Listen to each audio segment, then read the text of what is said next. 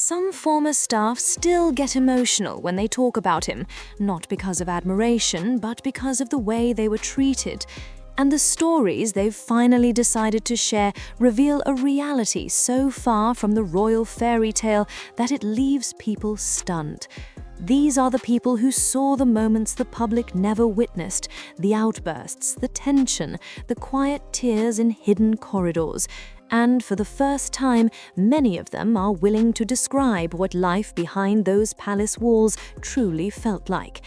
They served the royal household for years, some for decades, carrying memories they were never supposed to reveal, memories of sleepless nights, impossible expectations, and a prince whose private behavior, they say, painted a far darker picture than anything captured in public.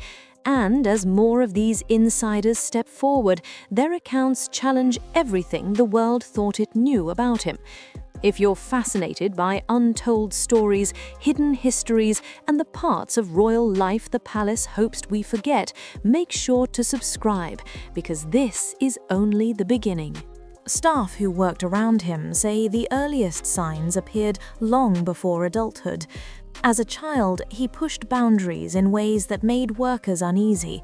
Not harmless mischief, but an attitude that hinted he expected the world to bend around him. Some described sudden arrogance, sharp comments, and a habit of treating rules as suggestions meant for other people. But here's what kept staff talking. These behaviors didn't fade, they grew. By his teenage years, he was already developing a reputation for mocking those beneath him, switching from charming to cutting without warning. Former school staff recalled outbursts that stood out even among royal students, enough for him to earn nicknames he likely never heard to his face. So why did none of these early warnings reach the public? Inside the palace, staff say the answer was simple. The system protected him. Anything that reflected poorly on a royal child was quietly softened, redirected, or ignored entirely. Speaking up wasn't encouraged, silence was the rule. And that silence matters, because the behavior they saw in those early years didn't disappear. It followed him into adulthood, where it became impossible for some staff to overlook. What they say happened next inside Buckingham Palace is where the real trouble begins. Once he reached adulthood, the stories from inside Buckingham Palace grew sharper. Former staff said working around him felt unpredictable. A good mood one moment, an eruption the next. Many described a man who expected instant compliance, no matter how unreasonable the request. One valet recalled dreading the sound of his buzzer because it rarely meant anything important. Sometimes it rang at 2 or 3 in the morning, not for emergencies or royal duties, but because his dog needed to be taken outside. Staff say he never considered doing it himself. And that raises a bigger question. If these were the demands over something so small, what happened when the stakes were higher? Other workers described him as the only royal who could turn simple tasks into emotional minefields. A housemaid said he once shouted because the curtains weren't perfectly closed, not slightly open, but off by barely a sliver. Her co-workers said it wasn't an isolated moment, it was a pattern. Then came the detail that stunned the public. His stuffed animal collection, arranged in an exact pattern, documented on a laminated chart. If the bears weren't positioned perfectly, staff said he could become agitated, sometimes raising his voice loud enough for neighboring rooms to hear. But here's what makes these stories even more revealing. Inside the palace, challenging a prince simply wasn't an option. The hierarchy was rigid, and loyalty wasn't encouraged, it was required. Staff dining rooms were separated by rank, conversations were monitored by tradition, and careers depended on silence. So what happened to the workers who struggled under him? Most kept going, some broke down, a few left entirely. And yet, according to former security officers, the most concerning behavior wasn't what he did in front of staff, but what happened when nobody was allowed to intervene. Because once he stepped outside the palace structure, the rules changed, and not for the better. What officers say they noticed next would raise quiet alarm bells long before the world ever had the word scandal. According to former protection officers, their job was simple: keep him safe, not question his choices. They weren't allowed to follow him into private rooms, ask about the people he met, or intervene when something felt off. Their authorities stopped where his personal life began. And that's where the first quiet red flags appeared. Some officers later admitted they noticed unusual patterns: sudden late-night trips, unplanned meetings, and visitors who came and went without explanation.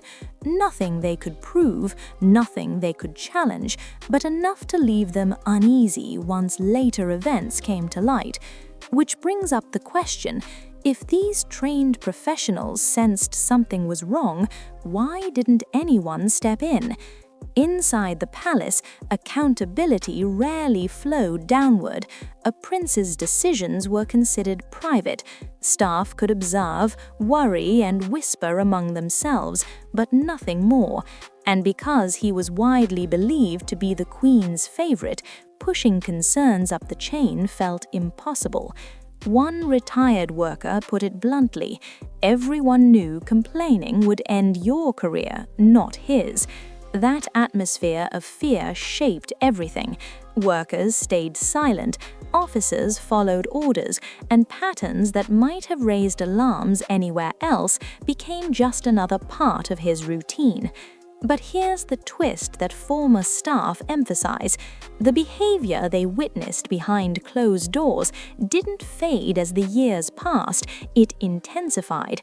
And when a young housemaid named Charlotte eventually came forward with her own stories, many insiders say they weren't surprised at all, because by then they had already seen signs that something far more troubling was building beneath the surface. Charlotte's testimony marked the moment the public finally saw what insiders had whispered about for years. She described him as impossible to please, recounting how a tiny gap in the curtains, barely visible, sparked shouting that left her in tears. Other staff quickly stepped forward to say her story wasn't unusual at all. But here's where everything shifts. Around this same time, his private associations began drawing far more attention than anything happening inside palace walls. His connection to Jeffrey Epstein didn't just appear overnight. Former staff say the uneasy feelings surrounding his late-night trips and sudden meetings now made sense in a way they wished it didn't. And when accusations surfaced from Virginia Giuffre, claiming she was involved with him under circumstances too dark for the public to ignore, the palace's long-running silence finally cracked. He denied all wrongdoing. Then came the BBC interview, the one many viewers described as bizarre and self-destructive. Instead of clearing doubts, it fueled them. And that led to the decision no one expected: the civil settlement in 2022. No admission of liability, but a payment so large that even insiders were stunned. British outlets suggested the Queen herself may have helped fund it, an implication that raised even more questions the palace refused to answer. But this is the part staff find the most revealing. They say none of it felt surprising. Not the accusations, not the fallout, not the global shock. For them, the public scandal simply exposed what they had seen developing in private for years. And this leads to the question that continues to haunt royal watchers today. If this was the behavior staff witnessed, and these were the consequences the world eventually saw, what else was happening behind the scenes that never became public? Because according to retired palace workers, even the stories we know barely scratch the surface. After the settlement, something shifted inside royal circles. Retired staff, people who once stayed silent out of fear or loyalty, slowly began speaking more openly. Not out of revenge, they insisted, but because they felt the world had only seen a fraction of the truth. One former maid said bluntly, "If this is what people know, imagine what they don't." Many staff spent decades living inside a system where speaking out was unthinkable. Their homes, pensions, and reputations depended on staying quiet. Now, with age and freedom on their side, they're revealing pieces of a larger, darker pattern. Uncontrolled temper, unpredictable demands, and moments so strange they still question why no one stepped in. This raises an unsettling possibility. How many incidents were smoothed over, erased, or dismissed simply because addressing them meant challenging a prince? Even more revealing are the hints from former security officers who say they witnessed logistics and movements that made sense only years later once the scandal surfaced. They speak carefully, still bound by discretion, but the implication is hard to ignore. They believe more happened than the public ever saw. And here's the detail that keeps resurfacing. Every former worker who comes forward insists their story is just one piece. None claim to know the full picture. Several even hint that some staff members, still bound by old loyalties, hold far more troubling accounts they may never share. So that leaves one final question. If these are the stories spoken out loud, what remains buried in the memories of those who still refuse to talk? If you've made it this far, you already know there's far more to this story than the polished version we were shown.